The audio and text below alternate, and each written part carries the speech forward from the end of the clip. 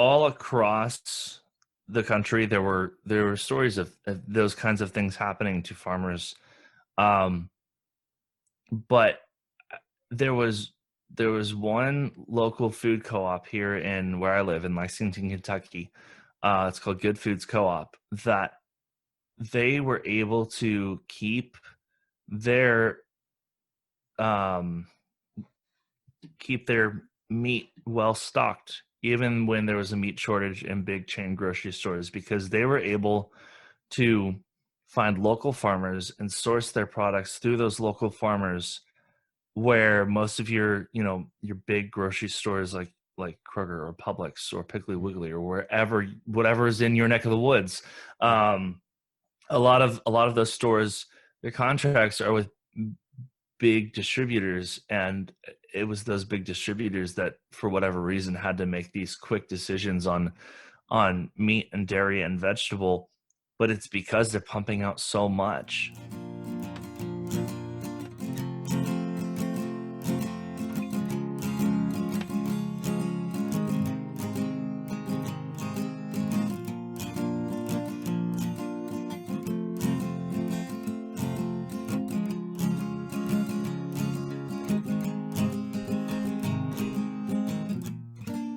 Hello and welcome to Talk Ag to Me, the podcast dedicated to improving ag literacy around the globe. I'm your host, Brandon Black, and in today's episode, we're talking about a variety of topics, including mental health, nutrition, the food industry, and just overall the general balance between urban life and rural life. And to join us for this episode, we have our special guest here, Chris Rush. Chris, why don't you go ahead and introduce yourself to the crowd? Hey, Brendan, thanks for having me here. So my name is Chris Rush. I am the host of the Maximized podcast. It's a podcast about getting more of what you want from life. I have a background in marketing and nutrition. I studied both in college, and I have both degrees. And I also am someone who struggles with anxiety. It's something that I've been really. It's a journey I've really have gone down, managing and understanding it better over the past couple of years. And so with that, a lot of what I say is going to come from either what I've learned in college, my experience, things that I'm passionate about, things I've learned along the way that help others, or just things that make me curious. And yeah, I'm happy to be here. So thanks for having me here. Yeah, thanks for coming on. It's a sure pleasure. So, I wanted to kind of touch on a couple of the things that you just mentioned there.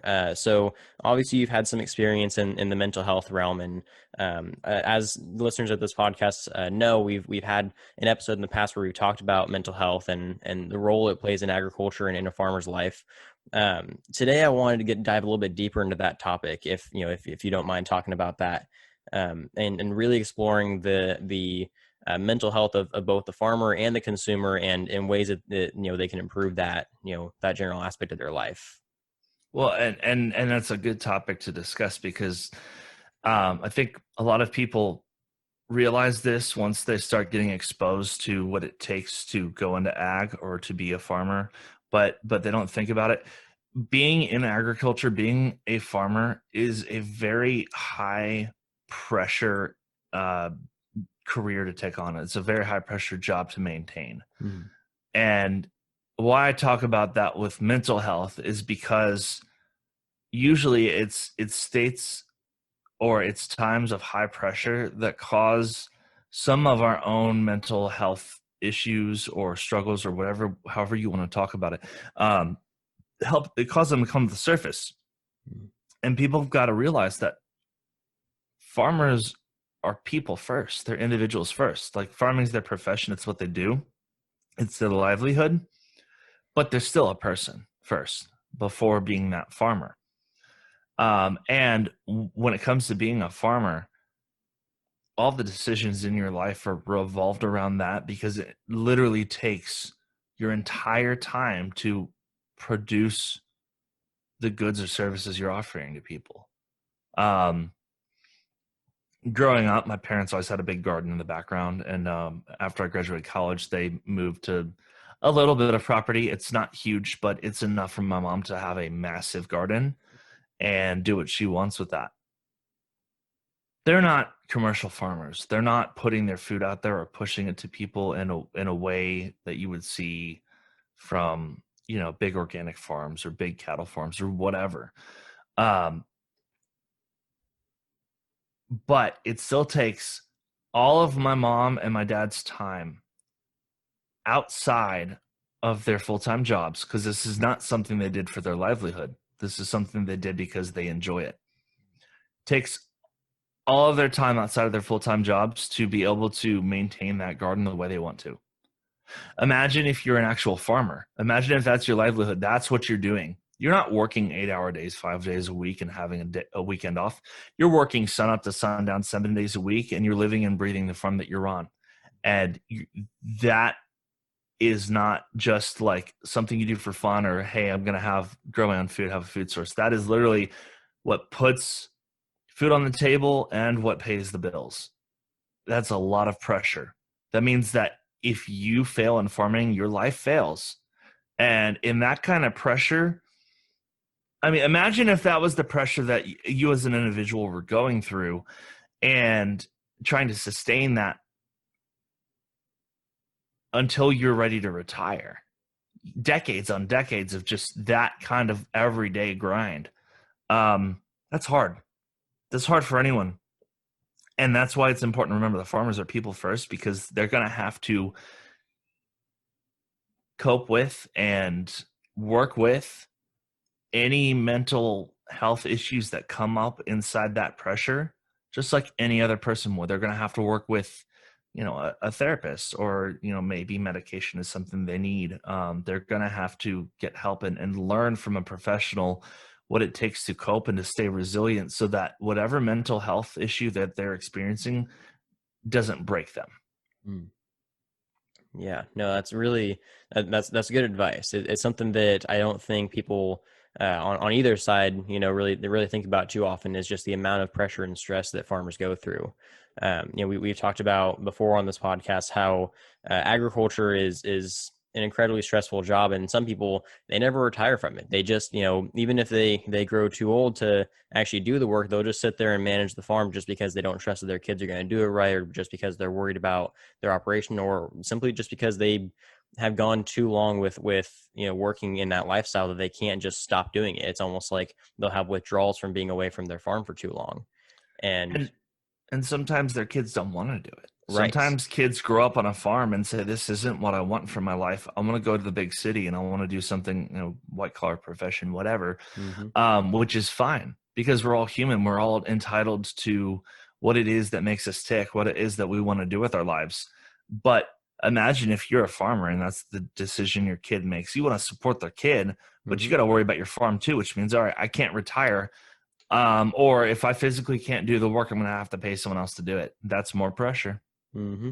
Yep. No, absolutely. And, that's actually a massive pressing issue right now in the agricultural community is, finding replacements for farms, because, newer generations are moving further and further away from agriculture, not necessarily because it's, like they want to abandon the family farm, but just because, if you don't have a passion for agriculture, you're not going to do well in it. Like that, you have to live and breathe. Like it's like you said, it's like you have to live and breathe your farm. And, some of these, newer generations coming in, just either they just don't care enough, or maybe they do, but they just aren't cut out for the work. And so they have to move on. Right. Oh, exactly. Yeah, it's like it's like living inside a giant pressure keg for your entire life. Like it's nuts. But here's the thing. The people who are doing it know it. It's Mm-hmm. worth it to them. Mm-hmm. They've made that choice. They've made their bed, they're lying in it. They wouldn't be doing what they're doing if they didn't love it, Mm-hmm. which means that if mental health is causing a breakdown in something that they love, then pressure goes up even more. It's like Mm-hmm. once you figure out that there's an issue, well, now you want to solve the issue, but you don't know how. And when it's your mental health, like, how do you fix that? Right. So that's where it's important to remember that they're people first, Mm-hmm. and they need the same thing that every single human on this earth needs. And that is a place to be able to make decisions and actively make decisions, and then rest when necessary. and be able to increase and decrease the balance between those things depending on what their life needs. That's every human being's need on this earth. That's what we need. Because if we don't have the ability to do that, then we can't make decisions for ourselves. And nutrition is completely driven by making decisions, Yeah. empowering yourself to making the decisions that you want so that they work for you. Yeah, and that's a really clean transition into our next topic. Which, before we get there, though, I just wanted to go back on the mental health conversation again on the talking about how the agricultural livelihood is sometimes incredibly stressful, but people refuse to give it up because that's what they love more than anything else in their life. It's almost like a paradox. And I've talked about this with other guests before, how they usually see agriculture as kind of like a retirement job. You retire from your stressful job just to go and raise a farm because it seems more peaceful.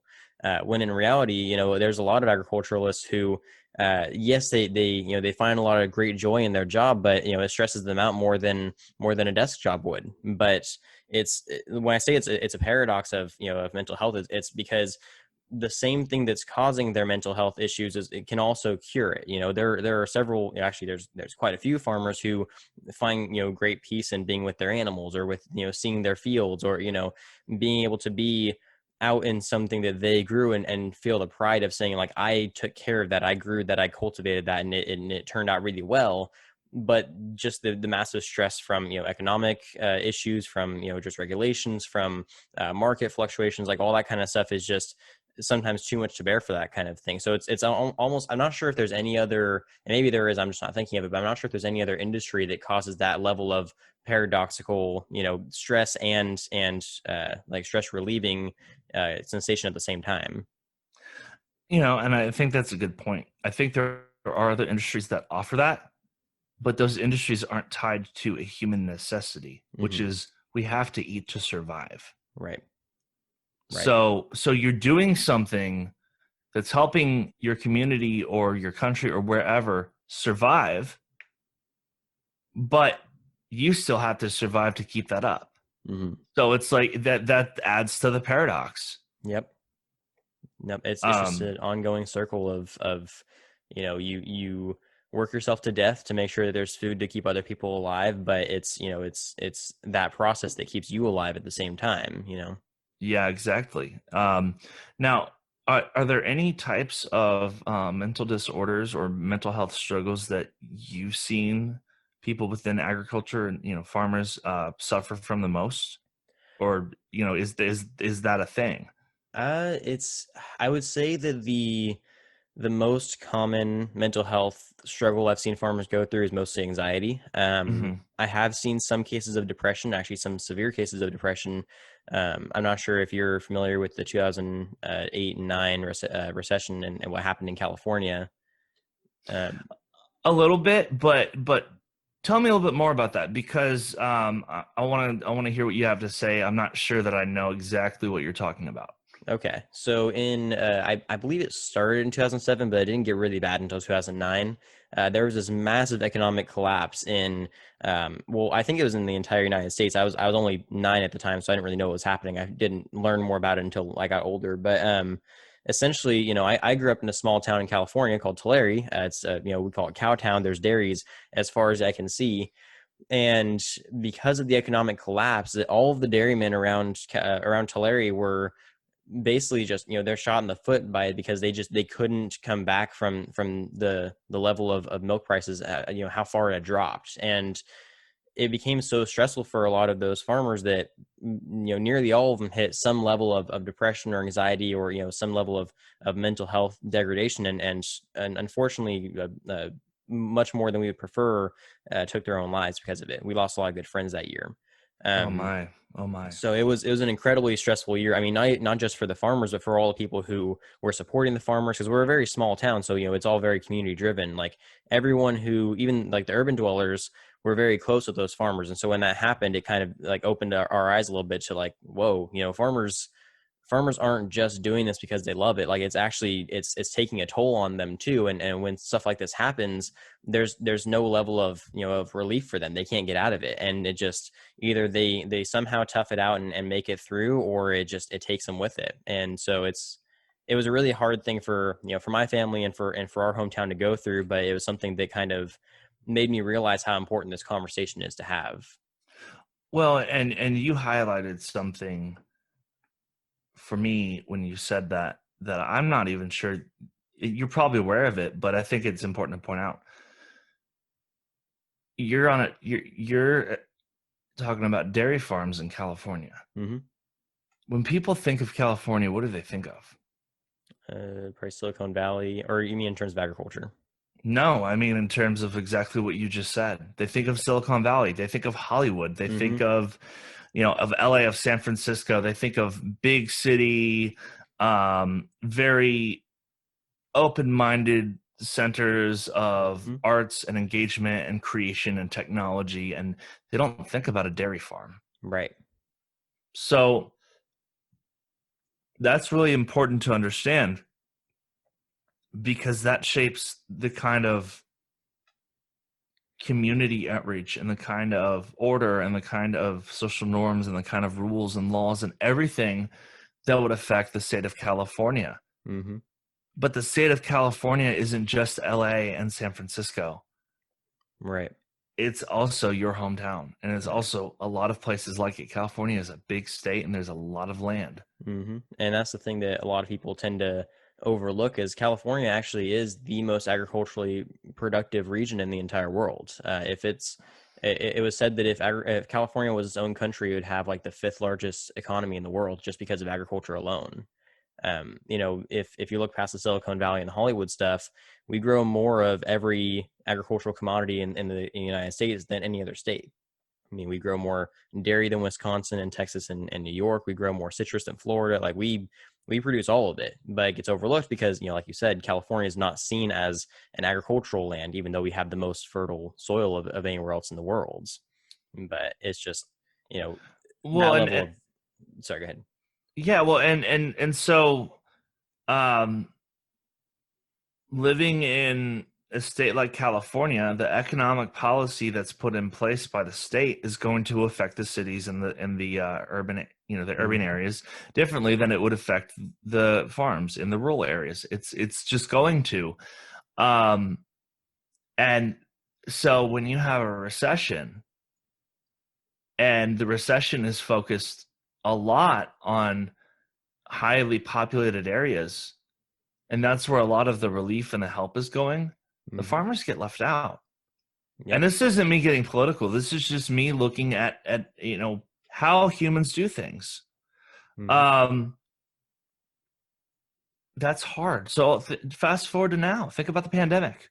Yep. I would imagine that mental health issues within the farming community are on the rise because they have been hit so hard by this pandemic. Oh, And absolutely. I mean, paint the colors for people. You tell them what that looks like because I'm not living it. But you're right there and seeing it. Yeah, well, I'm sure that a lot of people heard about the when the pandemic first started. There was a significant amount of dairymen having to dump milk, and pork producers having to euthanize hogs before slaughter, and just a massive amount of commodity just being thrown down the drain.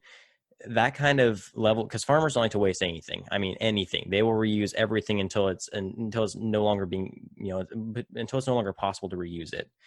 So to have to waste that much product it was heartbreaking to them, and they're losing money on it, and they weren't getting very much government help for a long time from it. And then I luckily it was a blessing, but none of the farmers from my area were hit too hard because a lot of their milk went to areas that still needed milk, and they weren't being backed up in terms of the processing of it. But um, a lot of areas from outside of my hometown were hit really hard by it, and not to mention we had the fires come in not too long after, and that took out a lot of farmland, and a lot of agricultural facilities were burned down because of it, which caused even more of a spike in mental health issues with farmers. Some of my own family members who are involved in agriculture were incredibly anxious all the time about what was going on with not just the actual status of the pandemic itself, but of what long-term ramifications it was going to have on their family and their farms. And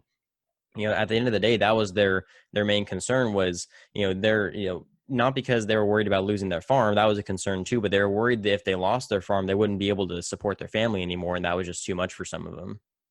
It sounds like a lot of fear to be handling at once. It definitely was. It was something. And I mean, even today, some of them are still going through some of that. A lot of them have kind of come off that because now the economy is beginning to stabilize again in terms of agricultural commodities, and they're able to somewhat get away from that stress. I mean, it's still there, but it's much it's much less prevalent than it was when everything first started. But there are some who are still not sure if they're going to be able to to be able to make enough money to feed their families every night, and they're having to sell out their farms because of it. Mhm. It's interesting. I think all across the country there were stories of those kinds of things happening to farmers. Um, but there was there was one local food co-op here in where I live in Lexington, Kentucky.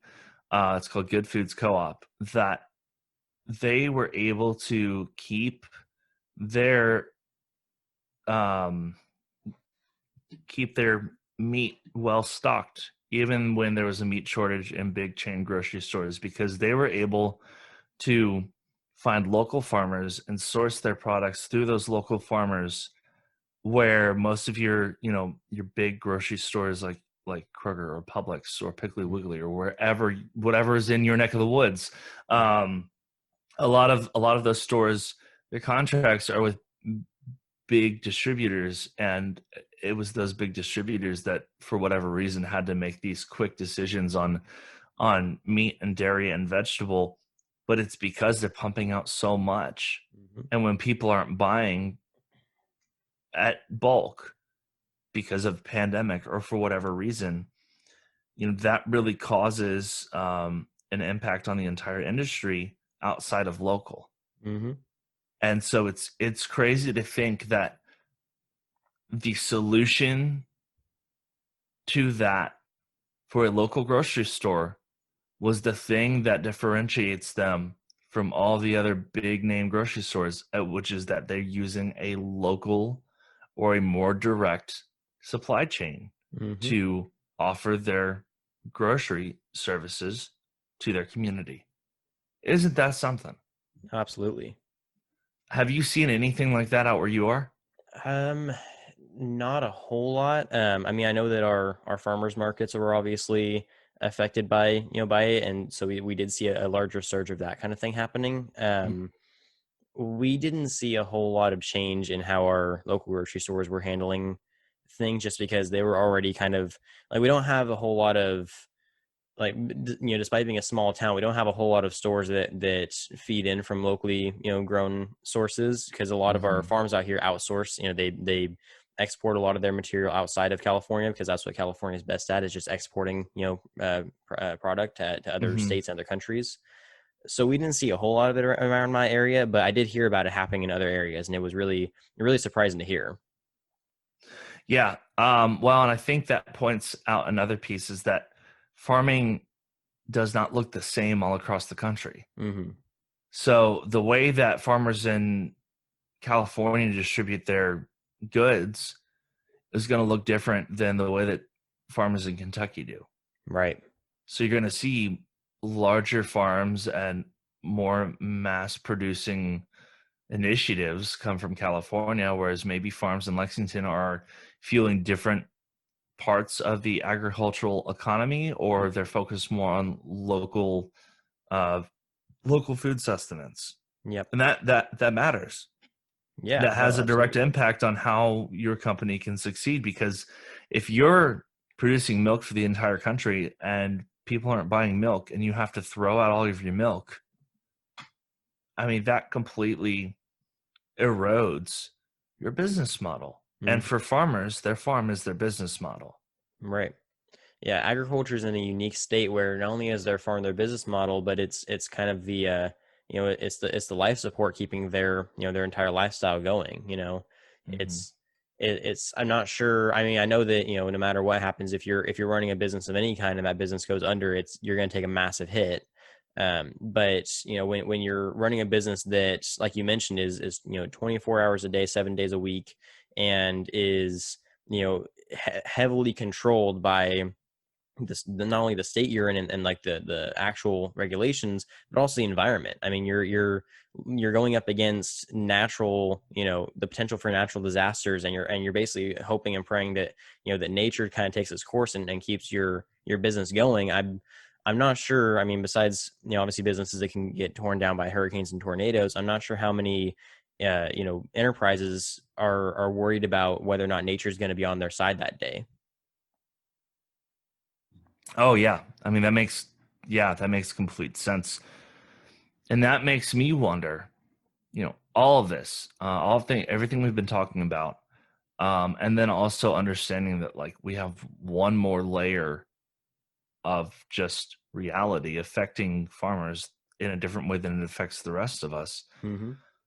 What can we do as consumers to support the farming industry so that these farmers that we rely on so heavily can find some resilience as they struggle with their mental health? That's my favorite question. I don't get asked that very often. I have been asked once or twice before, and every time I get asked, it's such a good opportunity for, for education and for having a good conversation. In reality, what I've been striving for on this podcast has been to try to not just bridge the gap between, farmer and consumer, agriculture and urban life, but try to see if I can just completely eradicate that gap and put those two groups back together into one, single group again. Try to mitigate some of the differences that people see between agriculture and urban life, and just kind of show like, farmers are not only are farmers people too, but the consumer and the farmer have a lot more in common than they do different. Hmm. And so I think that working towards that is kind of the ultimate goal. But in terms of, smaller things that consumers, and the average person can do to support agriculture and to help them in this, struggle, is just, remain educated on what's going on. And I don't just mean, be aware of everything that goes on in the ag industry, because that's impossible. But just pay attention. Whenever you go into the store, pay attention to, the labels on your food, pay attention to where it comes from, ask questions if you're not sure. Don't just believe the first thing you read on Facebook. Actually do research and make sure that something is true before you go around spouting it, because that's one of the larger issues facing agriculture. Is just there's so much misinformation out there. It's causing kind of a bad view of not just the industry, but of the people running it as well. People think that farmers are just, crazy business tycoons that are just out for money, and that, they don't actually care about the consumer, or that, even worse, that they have malicious intent towards them. And I'm not sure exactly where that originated from, but I have a feeling it has something to do with, something on social media. So, just doing research, going out and talking to farmers, asking them to give you a tour of their farm. I guarantee you 90% of them will absolutely agree to show you around their facility. They're pretty big fans of showing off what they do. So, just kind of really the best advice I could give for somebody who wants to support agriculture is just trust that the people growing your food are doing it for your best interest. And that doesn't mean, just sit by and accept it. If there's something about the industry you're not okay with, then, we need to have the conversation about it. But that's only if it's, if the research has been done, if the things have been proven, and if the issue has been brought up and hasn't been addressed. There needs to be some steps in the process before you just say, I don't like what's happening in agriculture, we need to shut it all down right now. I also want to make another point to add to that. Mm-hmm. And I don't want to get political, so I'm Right. going to try to say this and as transparent and as positive a statement as possible. Mm-hmm. I don't know how it is in California, but here in Kentucky, there's so many people who, when they think farmer, the first two words that pop in their head, redneck and hillbilly. Yep. People have never opened a book in their day. They don't wear shoes. They don't know what they're doing. All they know how to do is work the ground and work the land. And that's not true at all. Mm-hmm. There are farmers out there that are some of the most educated humans on this planet, but they have a love for growth, Mm-hmm. natural growth, be it cattle, be it plants, whatever. They have a love for sustenance, being able to fuel a community by giving humans literally the one thing that they need for survival, food. Farmers have this love for these things, and in order to be successful, they have to become expert in their craft just Mm-hmm. like a lawyer would or a doctor would for a law firm or a hospital. Mm-hmm. It's so vital, which means they have to be educated in agricultural philosophy and agricultural technology and research in the care of their animals and the quality of their plants. They have to be able to show up at the table when there's an argument between whether or not we should go organic or whether or not GMOs are safe or unsafe. Mm-hmm. They have to understand how far down the rabbit hole that argument can go and what parts of their industry it affects. There's so much that we as a populace take for granted that farmers just don't have the opportunity to take for granted. They don't have that luxury. Mm-hmm. There are some really, really intelligent people in the farming community. And so my challenge to listeners is when you think of farmer, get the words redneck and hillbilly out of your head because it has nothing to do with being a farmer. I like that idea. And that's definitely a big, that's a big topic that we try to bring on as often as possible on this show is just, changing the image of what a farmer is in people's minds. And that's actually a reason why a lot of farmers no longer go by the term farmer, they go by the term agriculturist because it has a different stigma to it. It changes the perspective of, old McDonald in his overalls with his pitchfork over his shoulder and his one pail with his one cow in his cornfield and changes it to something more scientific, more sophisticated. And I actually, an old mentor of mine used to say all the time that farmers are the ultimate biologists, environmentalists, mathematicians, businessmen, scientists, just overall. Like they have to have so many hats on at one time just to make sure their operation goes right because they're dealing with, the environment, they're dealing with nature, they're dealing with biology. And if one thing goes wrong that they didn't account for, then their entire operation goes down. So, these are incredibly educated people, and a lot of farmers and agriculturalists today are going into this field not because they didn't want to go to college, they just wanted to work on the farm, but it's because they had such they had such a deep understanding of how their operation needs to be ran and all of the intricacies of, like, let's just take the dairy industry again, for example. A farmer could tell you, if you just said an ear tag number, he could tell you which cow that is, how old it is, how long it's been alive, in terms of like how like what its mom's name was, what feed it has, the nutrition of that cow, the health of that cow, like when it's going to have its next calf, everything, because they have to know that stuff. They know their operation like the back of their hand. And so, and not just that, agriculture itself as an industry is expanded to more than just farming now.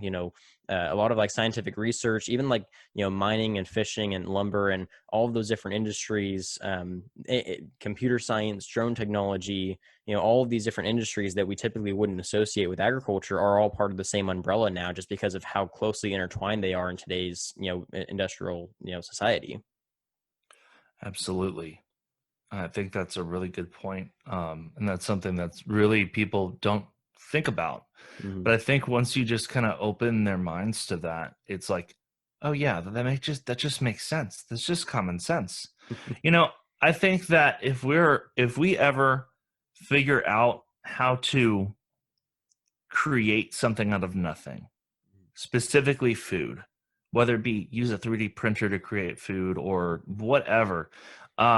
If we ever figure out how to do that and to do it cheaply and affordably so that the world no longer struggles with hunger and so that food is no longer something driven by cost, I bet you it's going to be a farmer that figures that out. I bet you it's going to come from the farming community. It really wouldn't surprise me. Some of the stuff they come up with is incredibly surprising. We have back in my hometown of Tulare, we have what's called the World Ag Expo. It's the world's largest ag exposition in the entire world.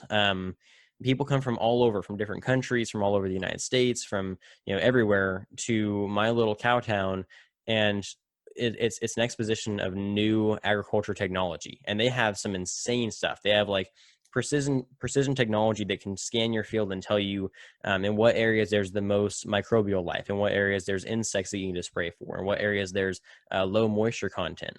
They have, like, they're working on electric forklifts now. They have technology that can, like it basically can just like scan like a kind of like a barcode on a cow's ear tag, and it'll tell you how many steps that cow has taken that day. Like some of the levels of intricacy that they have in their technology today is just incredible, and it's ever evolving too. So it really wouldn't surprise me if we eventually got to the point where we had, technology so advanced that we could just produce food without the massive need for, massive scale production. And I think it would come from the agriculture industry if it's going to come from anywhere.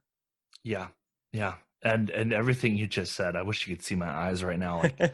Like deer in the headlights. I was like, oh wow, that's amazing. Like that's so cool. That's awesome, man. Oh yeah, and I have like a full. Well, I did it for 2 years. I was asked to come on as the press team, so I have like 4 videos on my YouTube channel about all of the different technology that they covered at the farm shows, and so it was an unbelievable experience. It was like Farmer Disneyland is what we used to call it. Oh, that sounds fun. It was so cool. But I think that's a good transitionary period into another topic that we wanted to discuss a little bit, which we mentioned a bit earlier, but that's kind of and we can kind of tie these two together, but the consumer relationship with food, more specifically in terms of nutrition and how that influences kind of the food industry. So to answer that question, I want to take us back to something that I talked about in college in one of my marketing classes, studying consumer behavior. And it was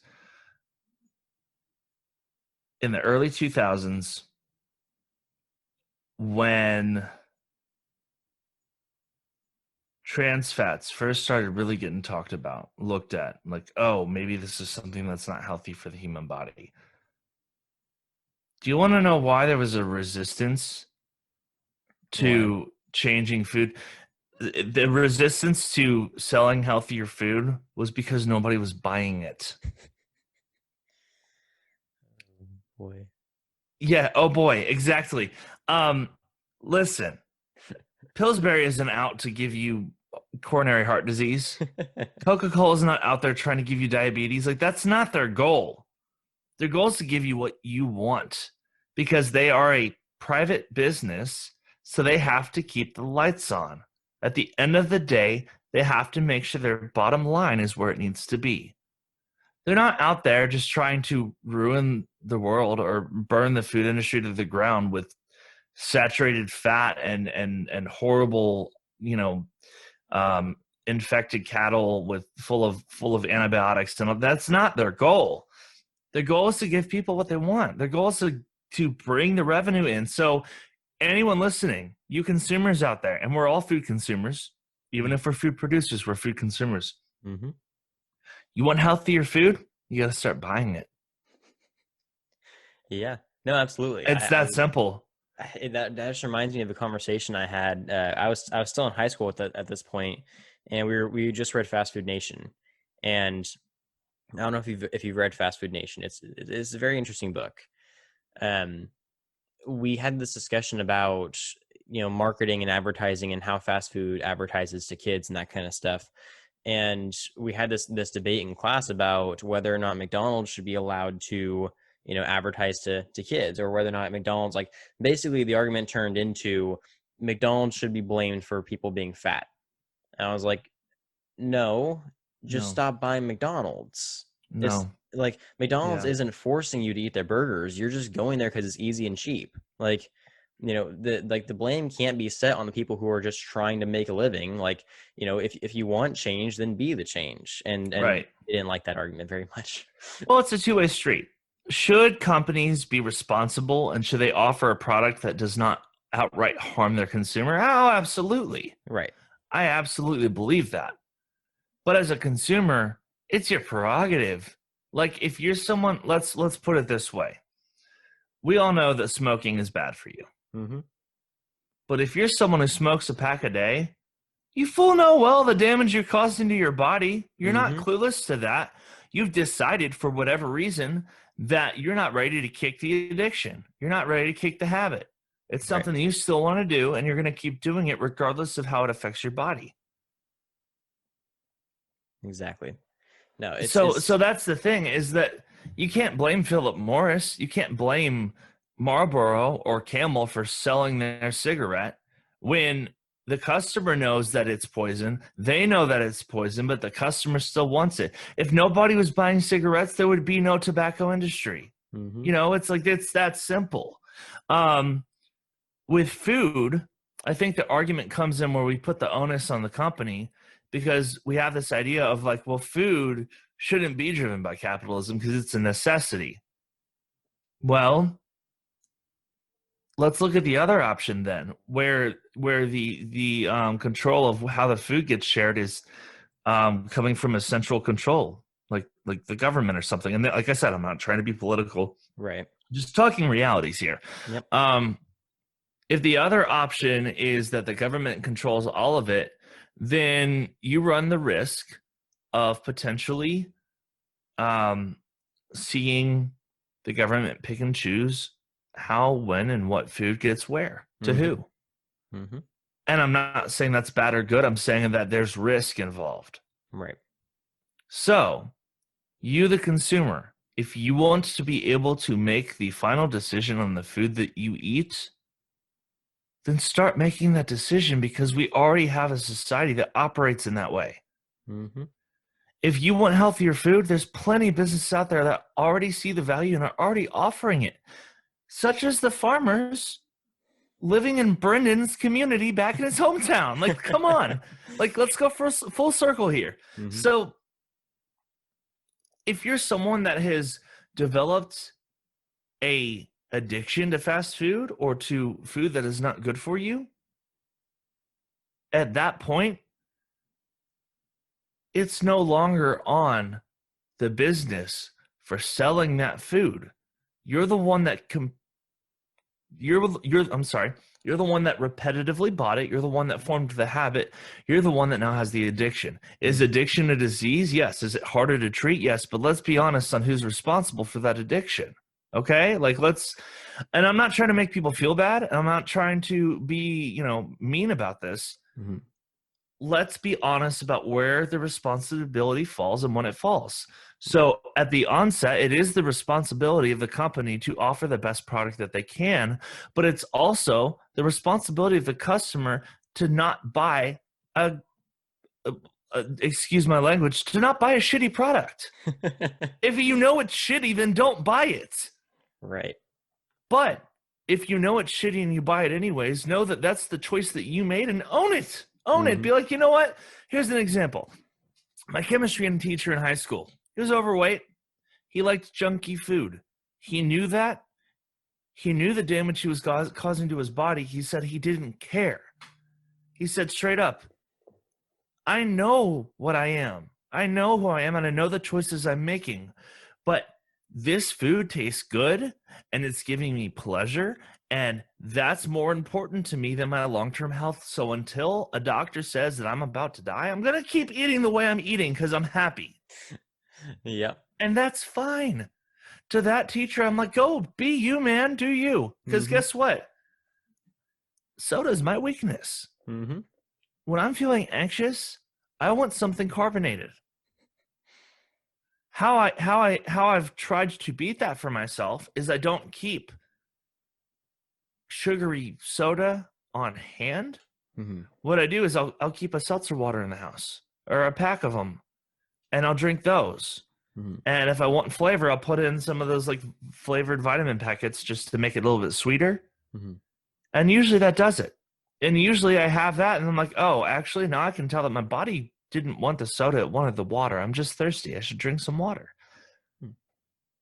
And if I get to the point where it's like, all right, I'm really craving a Coca-Cola right now, that crisp dryness in that Coke with the sweet, I just want it. I'll go buy one. I'll go buy a 12 ounce or a 20 ounce or whatever I need. I'll go buy it. I'll drink it. I'll be done with it.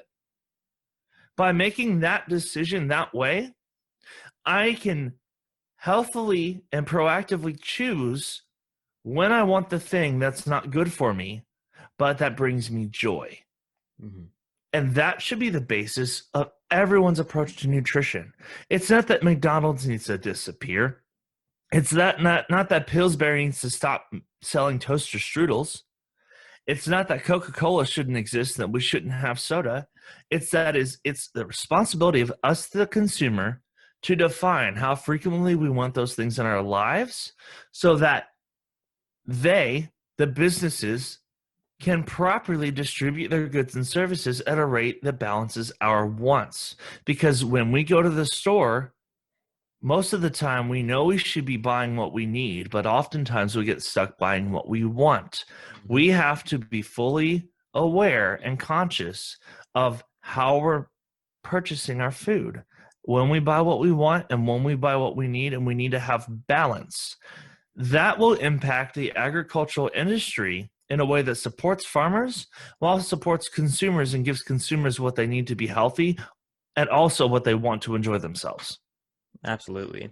And I think that you hit the nail right on the head when you said that, consumers don't understand the true power that they hold with their dollar.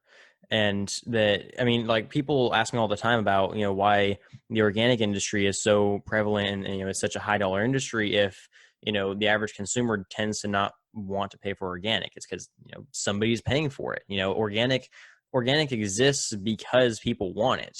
There are certain aspects of the industry that exist because people are demanding it, and that they'll pay enough for it that it remains, a relatively, sufficient form of production. Organic, just to take an example, organic is much harder to grow than your average conventional farm, but people will go that route, and because they know that they can make money there. And so it's not to say that farmers are entirely profit driven, because well they are, because they need to be able to put food on their table, but at the end of the day they need to look at what's best for their operation, and if the money is there then they're going to go for it.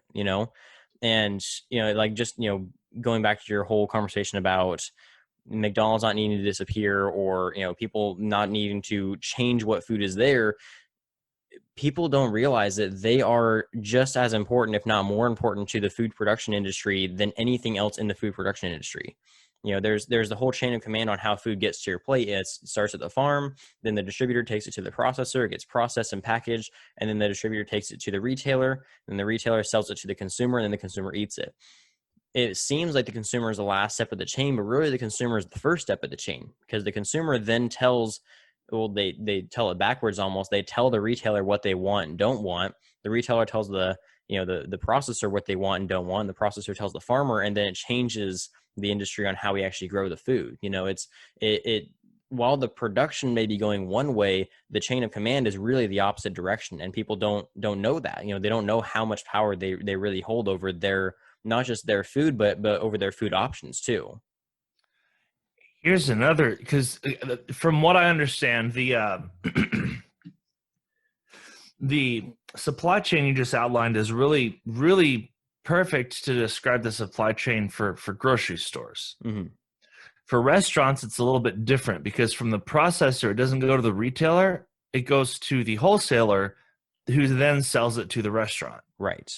Yeah, you're right. That's the difference. So it's a little, there's one or two steps less, but at the end of the day, it still ends up in the consumer's hands, the people's hands. Mm-hmm. And if people stop buying food at a restaurant, that restaurant fails. I don't know why, but for whatever reason lately, my girlfriend and I have been binging Kitchen Nightmares with Gordon Ramsay. And you see all these mistakes that these restaurants are making, and stuff they're not doing right in the kitchen or the service or whatever. And that's a perfect way to see that when you're not doing something the consumer wants, you fail. Mm-hmm. You don't survive. That's the power of the consumer. That's the purchasing power that every single one of us has. Mm-hmm. That we don't think about, is that the decisions we make and how we buy our food directly impacts the stability of the industries supporting the sale of that food. Right. So if we make decisions that show these industries we don't want this thing, they're going to have to change it, or they're going to fail, and someone else is going to come in and replace them. Mm-hmm. Yep. But without that capitalistic nature, without us being able to choose what we want and don't want to buy, that control goes out the window. Mm-hmm. And it's not a conspiracy. It's not that like, oh, they're trying to keep us from recognizing that control. They're not hiding it from us. If we're too blind to see it, or if we choose not to use it, that's not on them, that's on us. We are free. We live in a free society. We are free to make those decisions. Now we can get into economies of scale, and we can get into, impoverished communities versus middle class versus well off. The things that they can or cannot buy depending on the income that they have as people. Mm-hmm. So, and really, when I say this, I'm not talking to the impoverished community. If junk food is cheaper than healthy food, that's all they're going to be able to eat because that's what they can afford. That's not their fault. Right. The onus, the responsibility is on those that have to make the decisions that help those that have not get stronger. Mm-hmm. So if you're someone that has all the money in the world, and the way that you support the food industry is by shopping at Starbucks, and I love Starbucks, so this isn't a dog on them, but shopping at Starbucks, eating out all the time, or having a private chef, or only buying the name brand items in the grocery store, only shopping organic, while the rest of us maybe can't afford it, whatever.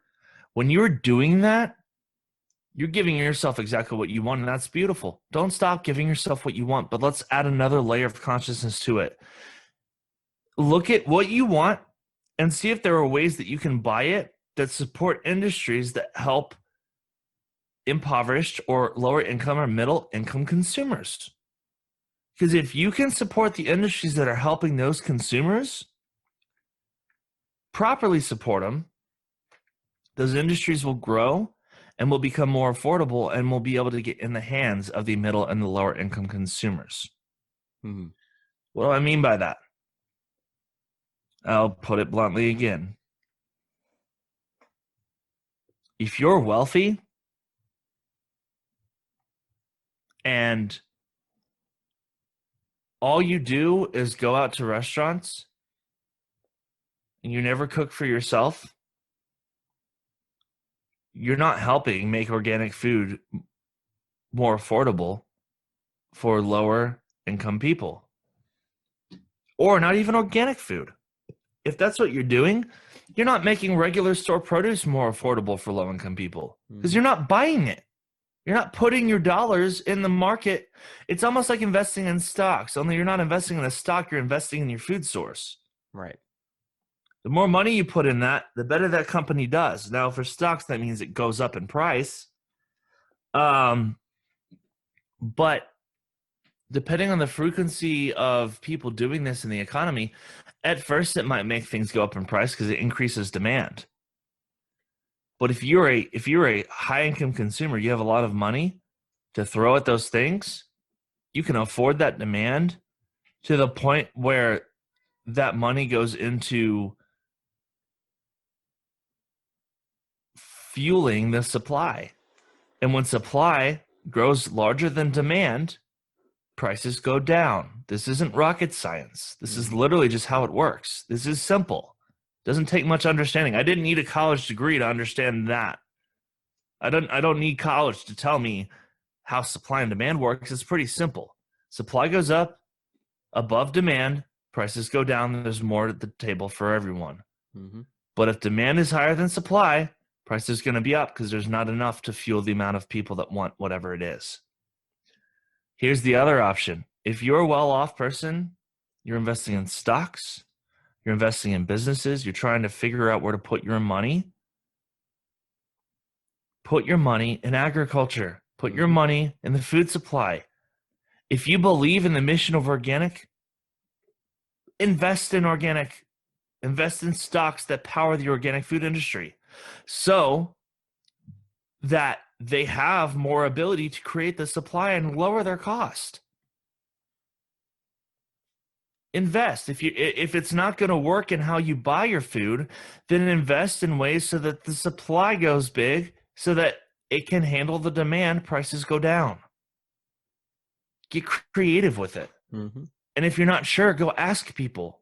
Get curious. Ask. How can I support this industry? What can I do? How can I be a conscious consumer? And how can I buy things and put my money in places so that the rest of us are better off in the long run? Ask the question, and if the answer is there's no way, then that's fine. Don't worry about it. Mm-hmm. But there's always a way. You just have to find it. You have to be curious enough and patient enough to find that, and then do it, practice it. Mm-hmm.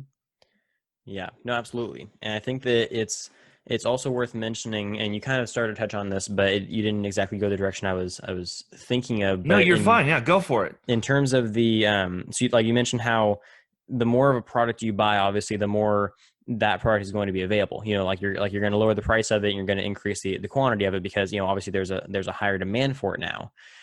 Not only that, there's also a competitive nature to capitalism. So if you only buy, like, let's just say, taking the organic example, or even just just produce in general, if you just buy like oranges, every time that they're available, that's gonna show up in the citrus industry. We're gonna see ramifications in terms of people are taking a massive interest in these products. So let's start gearing our production towards those products. And so as that happens, agriculture is just as competitive as any other industry.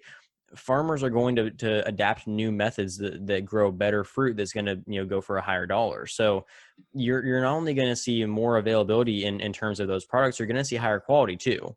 And so that's a bit, you're going to see new technology being developed. You're going to see new better tasting, higher quality, safer food. I mean, that's how we got foods like the cotton candy grapes, and stuff Yes, that is which are just kind so of, good. yeah, they are, but they're ridiculous expensive. But Oh yeah. Oh they're yeah. they're very good. But yeah, stuff like that is the result of competition. It shows people that, okay, well, they have an interest in this thing, so I need to be different enough so people will buy mine. And so it causes some experimentation in the markets, and then you get new and usually very high quality products that will overall just benefit the consumers. Because at the end of the day, like I said, the consumer controls the equation. The farmer is just there to give the consumer the food. The consumer is the one that tells the farmer what to grow and how to grow it.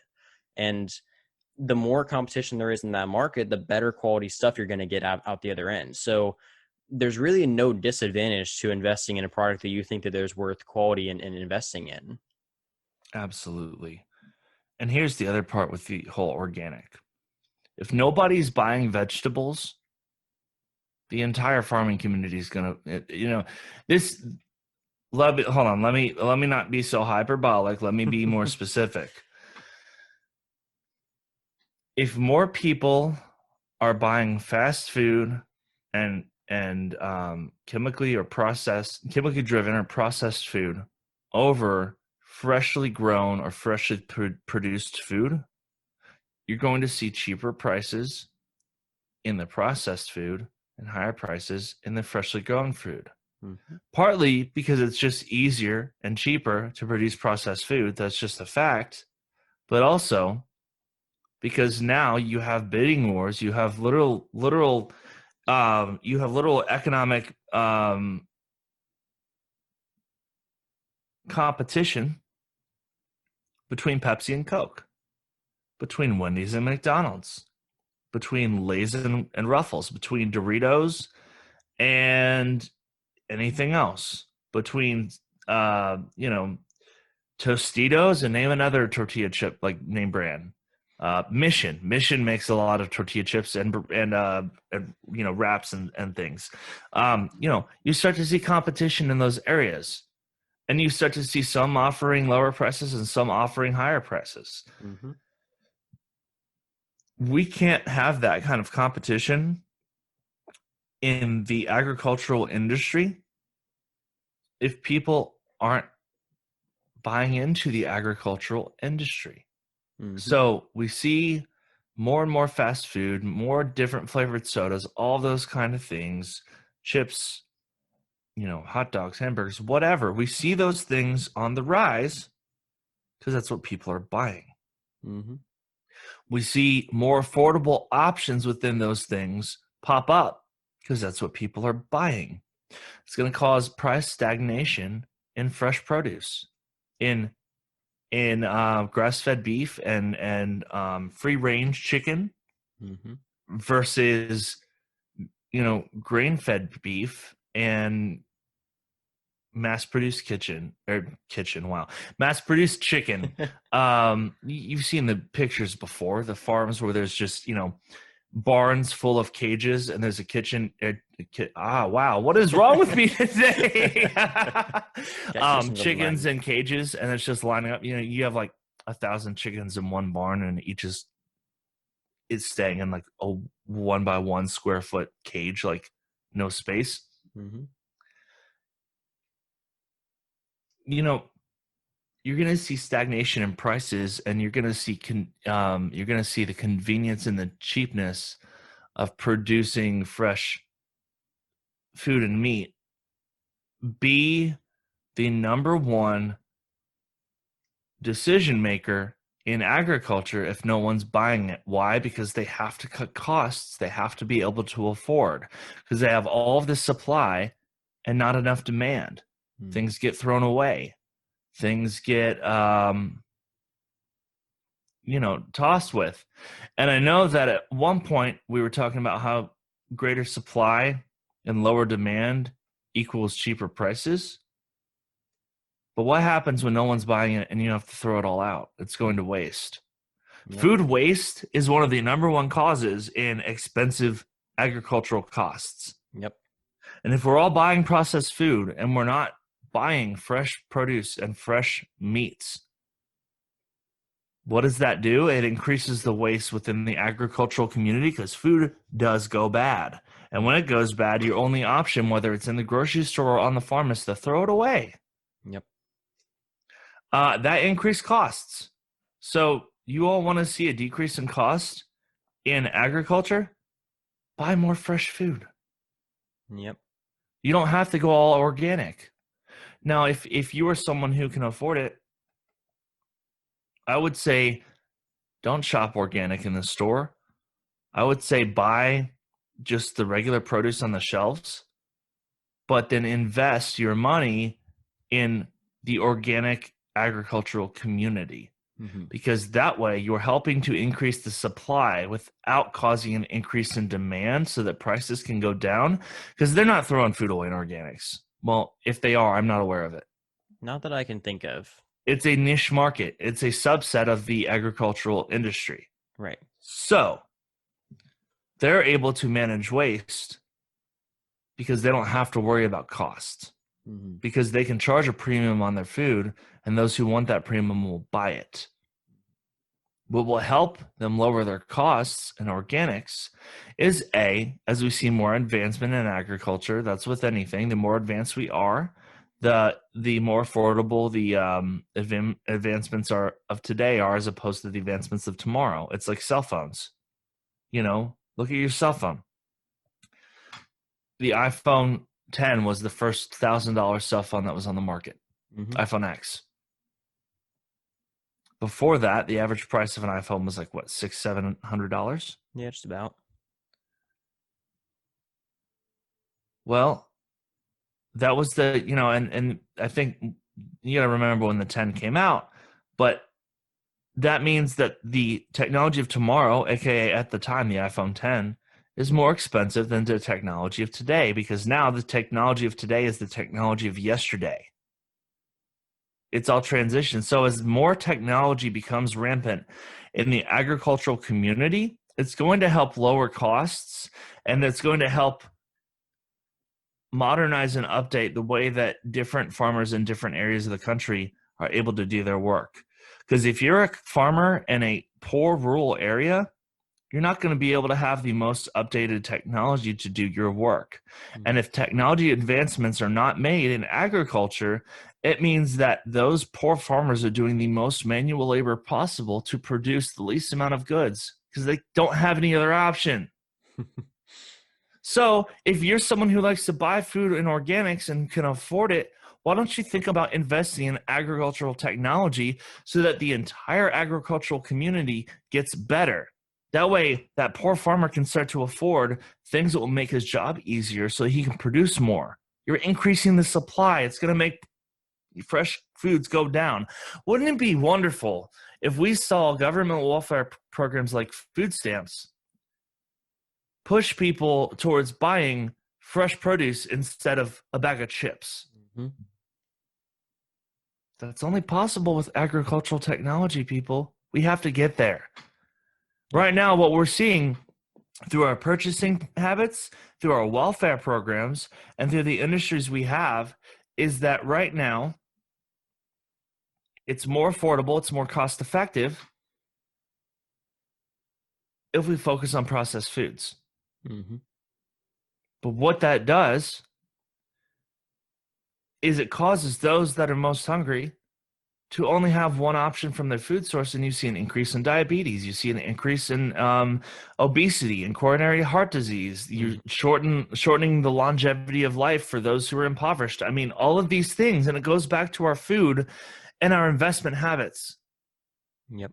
So the answer is not let's change the rules and mandate everything. The answer is, as a community, let's start making decisions for ourselves that have a ripple effect and that impact the way that we do things with regard to food and agriculture.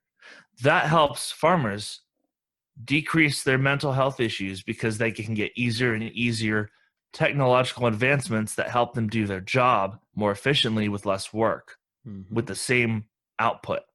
Yep. That means that what they're currently doing that other poor farmers can't do, those poor farmers can now afford it. You've moved the bar forward. They can afford it. They can start doing more, do better.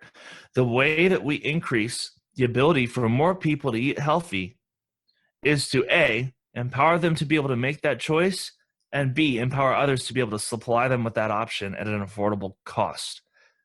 We have to start being conscious consumers, and we have to start investing in agricultural economy and in technological strides within that economy. That's it. And we have to stop wasting, but that's a whole other comment. Oh That's yeah. a whole other conversation that pulls in law and policy as well as Mm-hmm. habit and expectation. And I don't want to go there because we'd be here for an entire day. Might have to do a part 2 for that one. That could be a part two. But I think you get the gist. You want to simplify that. I'm sorry. You want to simplify that for the listeners because I just went down a rabbit hole, and I want to make sure that they can consume exactly what I just gave them. I can simplify it with one short story. So as I mentioned, we have the World Leg Expo happen in Tulare every year. It didn't happen this year for obvious reasons, or it happens in February, so I guess it's not going to happen this year for obvious reasons. But before I started doing the podcast, when I was in high school, I would go just as part of my school's FFA organization, and I would just go in there and just talk to people. And I got to talk to a Swedish farmer, and he was actually more of an agricultural researcher, but I think he said that he farmed as well. I can't remember for sure, but he was a Swedish agriculturalist, and we were discussing foreign agriculture. And so as I'm sure some people, or maybe not, but I'm sure that some of you know that in other countries, and actually a lot of countries, it's actually against the law to use genetic modification in their agricultural practices. In Yep, most Sweden's one of them. Yep. In most African countries, that's the case. In a lot of European countries, that's the case. They completely outlaw GMOs in every way, shape, and form. The interesting thing about Sweden, and I was talking to him about this, was that at this time it hadn't been outlawed yet, but it was on its way. So he had told me that in Sweden, GMOs weren't outlawed, but they might as well have been because nobody would buy them.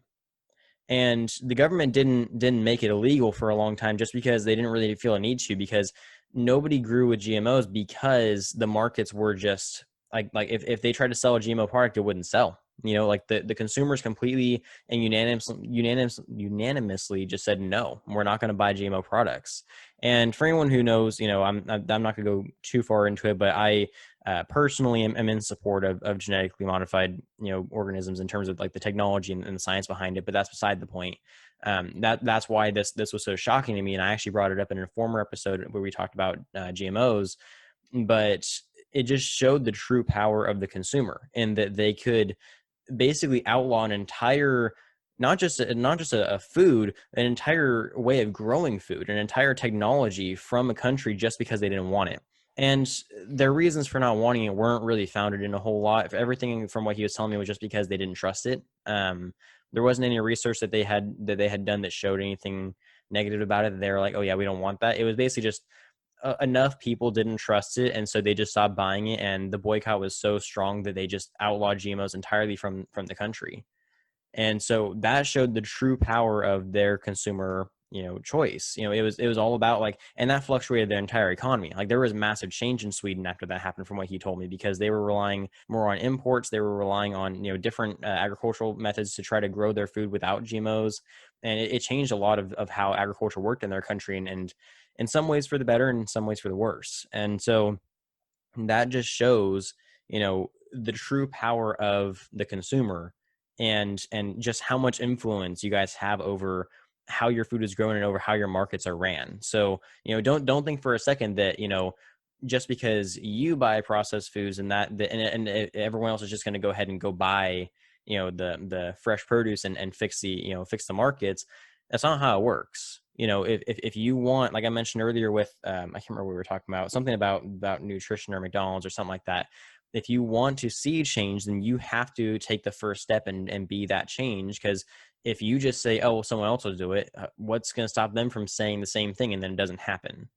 So Yeah, I'm all for change in agriculture, because I think that agriculture is constantly changing, and that I'm always interested in seeing new developments in it.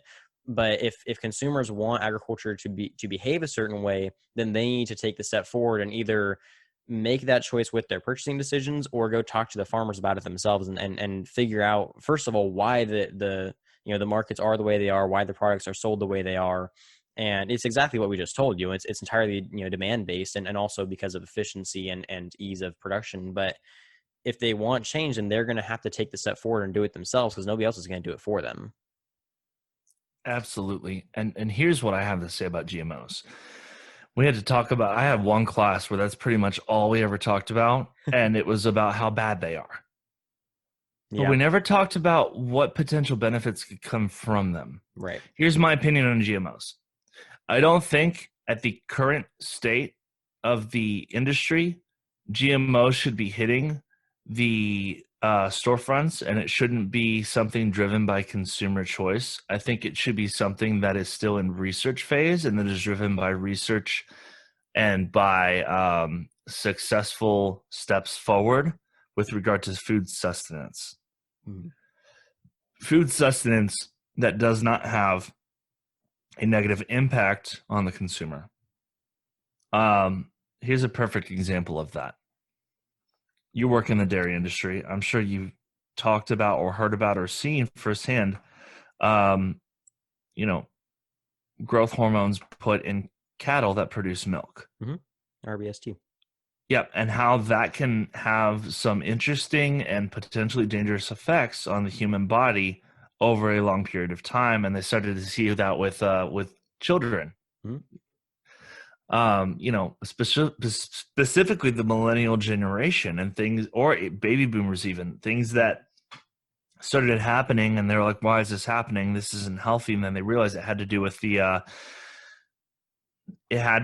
effects of the growth hormone in milk that's put in the cows to cause them to mass produce the milk at unnatural rates, but as a result, it affects the growth structure of the human body. Mm-hmm. That should have never made it to the storefronts without being properly researched to understand that that's the impact of that specific GMO, and it's not safe. Mm-hmm. But it doesn't mean that all GMOs are bad or dangerous. It means that we need to research them and understand where they fit in our lives. Where's the positive impact? How do they help us grow? I mean, if you want to cure world hunger, you're going to have to do it with a GMO, because you're going to have to be able to grow crops in areas of the world that are not capable of sustaining natural crop growth without technological modification. Mm-hmm. If you genetically modify the organics of that vegetable, of that fruit, of that meat, of that whatever, so that it can grow in harsh terrain, areas where it naturally wouldn't grow, you're one step closer to limiting world hunger and food shortages around the globe. But you have to make sure you're doing it in a way that does not poison or damage the health of the populations you're trying to serve. Mm-hmm. GMOs have a place. They are a tool that can be very, very beneficial. We have to use them the right way, Mm-hmm. which means we have to do the right research first. Here's another example. Did you know that all of the corn on the shelves in the United States is not the same corn that was grown when the colonies were first harvesting corn? I did. The reason that is, here's why. Here's the first type of GMO, and it technically wasn't even a GMO, but I'll explain. They noticed that white corn was sweeter than yellow corn. The yellow corn was bitter, and not as many people wanted it. So they started crossbreeding the white and the yellow corn to get a sweeter yellow corn that offered the same nutrient as the yellow corn, because the white corn doesn't have as much nutrients. But it tastes better. Mm-hmm. What they forgot was that the flavor was directly tied to the amount of nutrient in the corn. That bitterness that they were tasting was the concentration of nutrients being higher in yellow corn than in white corn. The yellow corn that you find today is nowhere as healthy as the yellow corn that you would have found grown in the 15 and 1600s. Why? Because we've diluted it to get a better taste, because that's what we decided was more important to us. Back then, we didn't have the science to understand that. We do now. Right. So the only way we're going to be able to get nutrients back into corn so that you have a highly nutritious corn crop. Thank you. I blanked. Yes. So that you have a highly nutritious corn crop that tastes good. The only way to get there is GMOs, because we already ruined that. Right. You can't crossbreed something with something else so that something else doesn't exist anymore. Mm-hmm. You have to get there with GMOs. They don't have to be dangerous. They don't have to be scary. They have to be used properly. That's the key. So we just have to be more conscious about our decisions. Mm-hmm. And that goes right back to what I was saying about our buying power, our power as a consumer to make choices and consciously choose what it is we purchase and use. That has to be a consumer thing. It has to be a research thing. It has to be an industry thing. We all have to make that choice together. And like Brendan said, if we are waiting for someone else to do it, it's not going to happen, because other people are waiting for us to do it as well. It's the bystander effect. You talk about it in psychology. You get a group of people together. Somebody gets in an accident. Somebody breaks their arm. We talked about this when I was lifeguarding in college, just as my part-time job. Don't say somebody call the 911. Don't say somebody help this person. If you see that it's happening, delegate. Mm-hmm. You sit there and say, hey, you guy over there in the red hat or the black shirt or the blue pants or whatever. He'll look at you. Yeah, you me? Yeah, you. Call 911. This person needs help. Tell them. You got a phone? Yeah. Call 911. Tell them. Because until you do that, you're waiting for them to do it. They're waiting for you to do it, because they're all looking at each other thinking, well, should we call 911? Who should be calling 911? What do we do? Mm-hmm. All it takes is for someone to be the voice of reason and say, hey, go do this. Right. Don't be the bystander. Be the decision maker. Be the change that you want to see. It's cliche, but it's cliche because it works, because it's true. Mm-hmm. Do it. Just make the choice. Don't wait for somebody else. And if for any other reason, do it for yourself, because you deserve it, because you deserve better. If you're not going to do it for the community, do it for yourself, because you deserve it. You're worth it. Mm-hmm. Yep, absolutely. Yeah. No, and I would say that, in terms of that whole, which GMO thing aside, because I have a million and one things to say on GMOs all the time, but that could be a whole nother part too. in terms of the whole conversation of, do it yourself first kind of thing, I think that this all kind of goes back to, and this is another point that is actually the last point I had for us to talk about. This all goes back to the relationship between consumer and producer. It goes back to the relationship between the source of the food and its final destination, and how those parties communicate. And I think that the best thing that we could encourage here, and this is another thing that goes back to the whole, how can consumers help out agriculture, is just having better conversations about it. Having more awareness for what's going on is great, but it does nothing if no action is taken. And while I'm not necessarily going to say that you have to go out and make either political action, or you have to go out and talk to farmers, you can if you want to, but I'm not going to necessarily require you to. I would encourage people to just have better conversations about, do what we're doing right now. Just talk about things, even in hypotheticals. Just talk about, oh, what would happen if this happened, or what would happen if X and Y happened.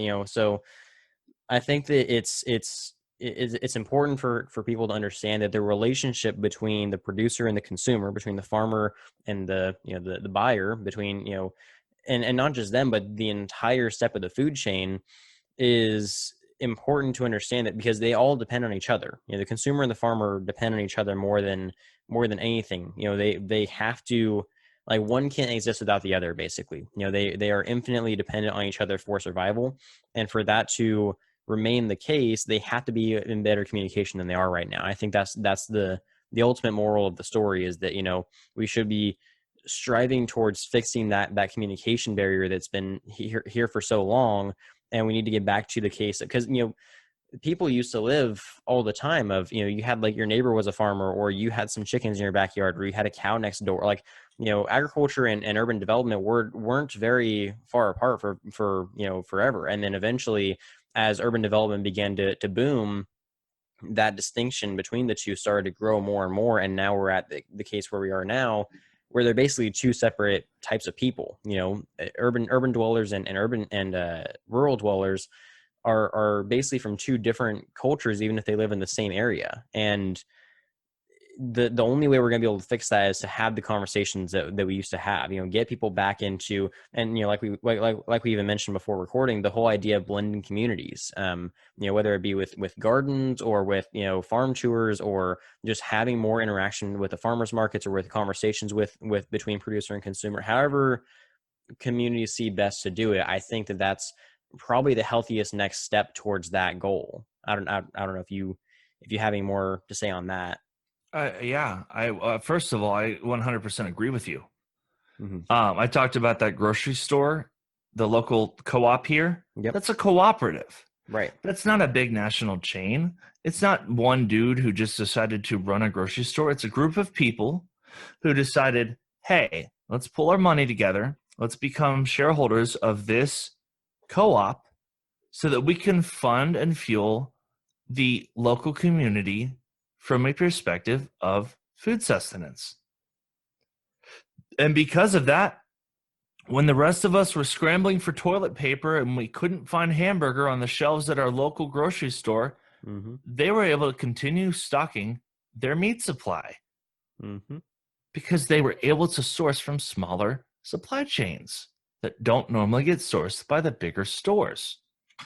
It's all about your community. And that community can spread outward. It can be your city, it could be your state, it could be your region within the state, your county. It could be your section, your region of the country. It could be the entire country. It doesn't matter the size of the community, but in order for the community to function well, everyone has to be playing their part, and they have to be the ones making the decision. It can't be mandated top down. Mm-hmm. Not saying that I'm against government regulation or having government involved in the equation. What I'm saying is that it has to be something that we, the communities of the country or the world or wherever, whatever your microscope is focused on, it has to be our communities that make the decision first, in tandem with those at the top making the decision there, so that we can meet in the middle and have the correct and most harmonious kind of balance possible. Now, here's the other part I want to say about this. When you buy let's say a bag of bell peppers at your grocery store. You're not just paying the farmer. You're not just paying the grocery store. You're paying the delivery driver that delivered it from the wholesaler to that grocery store. You're paying the wholesaler that regularly sources that green pepper so that it can be on the grocery store shelves. You're paying the processor who receives that pepper from the distributor, aka the farmer, to be able to make sure it is ready for wholesale shipping and selling at a retail level. You're paying the truck drivers that get it from point A to point B, because without them, it's not going anywhere. You're paying the businessmen sitting in the corporate offices running those parts of the supply chain from a business standpoint so that they can be fully operational and continue doing what they do. Mm-hmm. And you're paying the farmer. Yep. And just as you rely on those sources for that bell pepper so you can use it however you want to, they rely on you knowing that you're going to buy that bell pepper so they can continue providing it. Mm-hmm. It's harmony. It's balance. It's not one directional. It's multi-directional, and everyone has to be involved. And they have to be appreciated and celebrated, and they have to have a voice at the seat of the table, because if they don't, their perspective doesn't get heard. And if their perspective doesn't get heard, then blind spots are created where weaknesses can arise that can threaten the entire operation. We've got to stop fighting with each other. We've got to stop telling each other that our perspective is better than somebody else's. Mm-hmm. We have to offer our perspective and welcome other people's perspectives so that we can pick and choose from the best of all of it. We can't make that choice. We can't pick and we can't choose if we don't listen to each other. And if there's anything that is indicative, and I keep saying I don't want to get political, but here we are.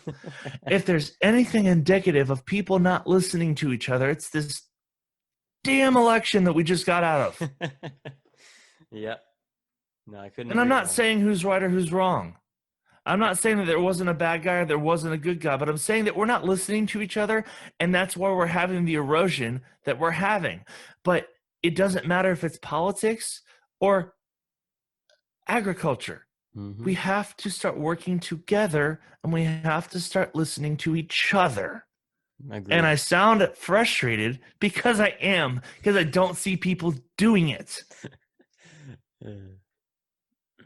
Yep. No, I couldn't agree more. And I've vocalized that same statement multiple times on this show. It's something that I talk about nonstop, is that there's nothing more important than the conversation, and the conversation is the one thing we're not having right now. It's, you know, we're so focused on ourselves and what we think is right that we're forgetting to look at the other side and say, oh yeah, they're important too. We should probably try to take care of them, and they'll take care of us in the future. And that's just not happening. I mean, and that, you know, like you said, that spans out to more than just the agriculture consumer conversation, but it's especially important for that one as well. Cause, you know, as we mentioned at the beginning of this show, food is fundamentally, you know, one of, if not the most important things that we have in life. You know, we need access to food first and foremost above anything else. We can't afford to tear apart the industry that's producing our food, and we can't afford to burn the people who are buying the food. We need to have a better relationship between those two parties. Get rid of the blame game. Just do the right thing. I'm sorry. I sound like an idealist right now, but I mean, it comes down to being that simple. It really is. Stop playing the blame game and just get to work on whatever the problem is. Offer the solution. Because if you focus on who to blame, you're not focused on doing the work to solve the problem. Right. And it doesn't matter who's at fault at this point, because the problem needs to be solved. So let's just talk about it. Let's not try to blame each other anymore. It's not fun. I don't like getting passionate. I don't like getting frustrated on somebody else's podcast. No, you're fine. It's not, I mean, it sounds fun. It sounds like, but seriously, it would be much more fun if Brendan and I were here just talking about blue skies and butterflies and what makes the world go round. Like happy stuff. But we have to learn how to talk about the bad if we're going to get to be able to talk about the good. And we have to stop placing blame. I mean, it just, we've gotten to a point where there's no point anymore. We've gotten to a point where there is no point. Right. Yeah, no, I couldn't agree more. And I, as much as I love like the, the fun trivia episodes and that kind of thing, these are the conversations that are the most important. And when I get asked why I'm doing this podcast, this is why. It's because I see a massive issue and it's not being solved. So I'm taking initiative to try to push that forward and do my part to solve it, have the conversations, have that, that connection with people who aren't necessarily from the same background as I am, or maybe don't have the same experience as I do. And maybe they even have different experiences in the same field as I do, and they can bring a different perspective to things. I think that being able to reach across and find people like that. And the fact that I say reach across is part of the issue as well. Like I've been advocating for the idea of, we can still have the farmer and the consumer, but don't treat them as if they're a different species from each other. We're all still human. We're all still part of the same issue. It's like we started off the episode with, we all, farmers bleed too, farmers go through the same issues that everyone else goes through. It's just that the context in which we view those issues is different because they're not part of our lifestyle or we're not part of their lifestyle. And so it's creating this division that's completely unnecessary. We're, at the end of the day, we all need to have each other's backs because we all need food and we all need to keep each other happy and healthy and alive. And at the end, I don't think that that's something that's really arguable. I that seems to be common sense to me. Yeah. I mean, without the sun, there's no light. Without light, there's no dark. Right. Well, without city, there's no country. Without country, there's no city. I mean, rural. They're opposites, but opposites exist in a balance. You have to have both, because without both, you only have one. And if you only have one, then what's rural mean anymore? What's urban mean? It's all the same. Right. What's the point of having the contrast? It's all the same. They need each other to exist at their full strength. Exactly. We have to be able to prop both up. And to throw the podcast title out there, we have to maximize. We have to be maximized in our pursuit of each. Cities have to be thriving, but so do farmland. So does farmland. So do rural areas. You have to have both. Sometimes one's going to be thriving more than the other, and sometimes it's going to flip-flop, and that's okay. We have to have that balance. We have to have that give and take, because otherwise growth doesn't occur. Exactly. The way that we succeed is to ensure that growth can occur most naturally in both places. And if it's occurring most naturally, then that give and take is not going to cause a breakdown that threatens the existence of one or the other. That's the key. Why are farmers struggling with their mental health right now? Their existence is being threatened by something that is out of their control, out of our control as well. So we have to come together as a community. And as a city, like Lexington, we have to look at the horse farms around us in Versailles and Georgetown, Kentucky, and other places and say, what can we do as a city to help prop you up so that some of our success bleeds into you in these trying times? And in other times, they have to look at us and say, okay, how can we funnel our success back into you so that you can economize and monetize it better and make it bigger and stronger? You have to have the back and forth, which means that the dairy farms in California have to be looking at Silicon Valley and Hollywood and saying, how can we support you so that you guys grow? But they have to turn around and say, how can we support you, dairy farms, so that you all grow? Because you need each other. Because who's buying the milk? The people in LA and San Francisco. Who's making the milk? The people in your hometown. Exactly. So you need each other. Be there. Support each other. Stop trying to tell each other that one way is better than the other. There's more than one way to skin a cat. There's no way to be perfect at life. It's impossible. You do what you can, you do what you're good at, and you share that with other people, and other people will share it back with you. Yep. No, I couldn't agree more. And I think that that's a good and healthy place to go ahead and wrap up this conversation. And since you already brought it up, why don't you go ahead and remind everybody about your show and your podcast and where they can find you, anything else you want to plug? Absolutely. So, again, my name is Chris Rush. I am the host of the Maximized podcast, where we talk about helping you get more out of life. So, if that's fitness goals, nutrition goals, maybe you want to feel better at your job, maybe you want to be more positive, maybe you want to figure out how to explore your own mental health, whatever it is, we talk about and bring guests on to talk about those very things so that you can get more of what you want, get more out of your life, and ultimately maximize your life. You can find us on Spotify, on Apple Podcasts, on Google Podcasts. We're on Anchor. So if you're trying to figure out how to listen to us, go to anchor.fm/maximized, and you can get there from there. We're on Facebook as well. Go to facebook.com/maximized PC. We're on Instagram and Twitter as well at Maximize PC, although I have not been as active on those channels. So I really urge you to go to the podcast channel and go to the Facebook page first. Those are the best places to go. And if you want to reach out to me, maybe you like what you heard and you want to say you want to hear it more on Maximized, or maybe you want to hear from me or be on my podcast as well, send me an email at maximizedpodcast. That's maximizedpodcast@gmail.com. I'm always happy to have a conversation, and I'm sure Brendan can second that. You reach out, I'll reply. He sure does. And I'll be sure to link all that stuff down in the description so you guys can find it as easily as possible. And I'll be sharing around all of Chris's stuff, that way he can get some well-deserved attention. So thank you, Brendan. This has been a fun conversation. I get passionate really easily, so thank you for being the outlet for that for today. Yeah, absolutely. Passion is kind of my my bread and butter. So I'm happy to help anyone get as passionate as I get about this kind of stuff. Fantastic. So, well, yeah. It was fun. I really appreciate being here with you, and take care. Yeah, thanks for coming on, Chris. I really appreciate it, and it's been great to have this conversation with you. You know, thanks to all of my listeners for tuning in, and all the supporters, and all everyone who helps out with this podcast. And yeah, hope to see you all next week. And don't forget, if you ate today, thank a farmer.